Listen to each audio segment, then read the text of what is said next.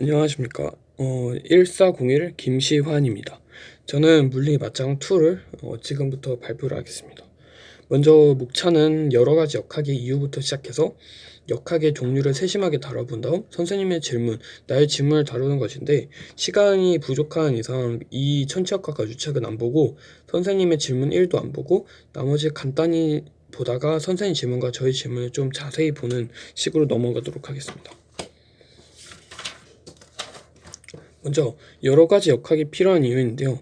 저는 여러가지 역학이 필요한 이유로 물체를 한 개의 역학으로 표현할 수 없기 때문에, 물체가 아니라 물체와 물체 운동, 그래서 한 개의 역학으로 표현할 수 없기 때문에 여러가지 역학이 필요하다고 생각을 했는데, 먼저 처음에는 뉴턴 역학만을 가지고 현상을 설명을 할 수 있었어요, 옛날에는. 근데 최근에 들어서는 신기한 색다른 물리적 현상이 많이 나오게 되면서 뉴턴 역학으로만은 설명을 하기 힘들어졌습니다. 그래서 뉴턴 역학 말고도 회전 역학, 연속체 역학, 해석 역학, 열역학, 양자 역학 등이 나오게 됐습니다. 그래서 고전 역학과 양자 역학으로 크게 나뉘어진다고 생각을 했는데, 여기까지는 하지 않겠습니다. 다음이 병진 운동의 역학과 다른 역학들의 공통점 차이점입니다. 저는 병진 운동의 역학을 다른 역학을 비교할 때 무슨 역학을 비교할까 많은 생각을 했었는데, 역시 회전 운동의 병진 운동이 가장 큰 연관을 가지고 있어서 좀 뚜렷하게 공통점과 타협점이 있거든요. 그래서 회전 운동을 대표적으로 설명을 하도록 하겠습니다. 먼저 회전 운동의 차이점으로는 병진 운동과 회전 운동을 설명하는 변이들, 각변이, 이런 표현 방법들이 굉장히 다른데, 이것들이 똑같은 무슨 관계를 갖고 있기 때문에, 비슷한 관계를 갖고 있기 때문에 공통점으로 병진 운동을 기술할 때 사용한 식과 똑같은 식, 비슷한 식으로 회전 운동을 기술할 수 있습니다. 그래서 예를 들어 각 운동량이 보존되고 운동량이 보존되는 아주 비슷한 식을 갖고 있죠. 그래서 회전 운동을 좀 보고 갈 건데, 회전 운동에는 가장 다른 것이 회전 관성이라는 것이 존재하게 됩니다. 회전 관성은 광운성 모멘트라고 칭하기도 하고, 물체 회전 운동을 다룰 때 가장 주요 요소로 쓸 수 있습니다. 회전 관성을 구할 때 평행축의 정리를 사용해서 쉽게 구하는 것도 있습니다. 다음, 아까 말했던 각 운동량 보존인데요.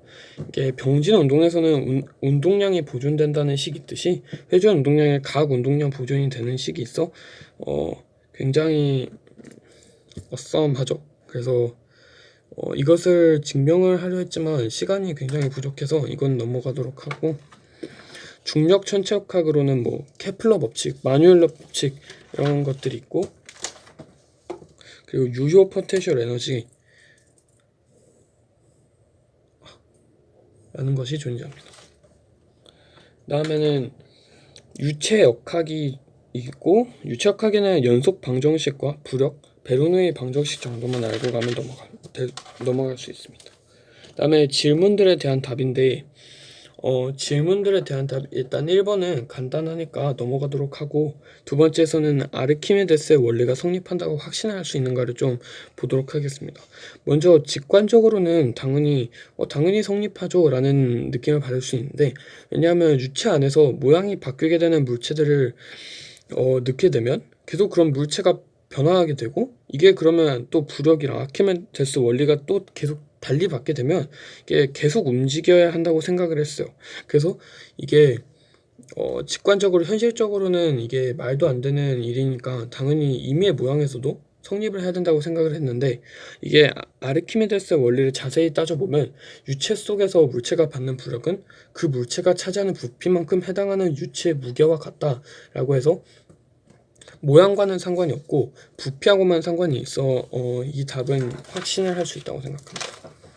그리고 사이펀의 원리는 간단하게 말하자면 베르누이의 원리 때문에 이해한 것인데, 베르누이의 원리에서 이 사이펀의 원리가 높은 곳에서 낮은 곳으로 물이 이동을 하는 것인데, 이게 높은 쪽에서 작용하는 대기압으로 인해서 낮은 쪽으로, 관 안으로 물이 들어가 낮은 쪽으로 가게 되는 것인데, 이게 조건이 한 가지 있습니다. 먼저 이게 아무리 기압이 세더라도 그 대기압은 일정 수준이 있기 때문에 이 관의 높이, 여기 관의 높이가 크게 되면 이 물을, 이 유체가 여기 곳을 통과를 하지 못하고 여기 정도까지만 올라올 수가 있어요. 그래서 사이펀의 원리가 이 높이가 너무 크게 되면 성립을 하지 않고, 또 하지만 그래도 여기에서 뭐 공기를 빨아들여 준다거나 불어준다거나 하면 유체가 그 흐름이라는 게 있어서 계속 끊기지 않고 흘러서 그 계속 흘러가는 어느 정도까지 계속 흘러가는 현상을 볼 수 있습니다. 그다음에 제 질문으로는 일상생활에서 자주 볼 수 있는 질문을 택하였는데요. 지하철을 타다 보면 멈춰있는 열차 앞에 빠른 속도로 열차가 지나가면 덜컹거리는 것을 느낄 수 있습니다. 그래서 이가 왜인지 설명을 해보아라 했는데, 먼저 이게 달리는 열차로 인한 진동을 처음엔 생각을 했는데, 이게 열차라는 게 무게가 굉장히 크다 보니 이렇게까지 진동을 할 수 없고 다른 이유가 있겠구나 해서 생각해 본 게 역시 베르누이의 정리였습니다.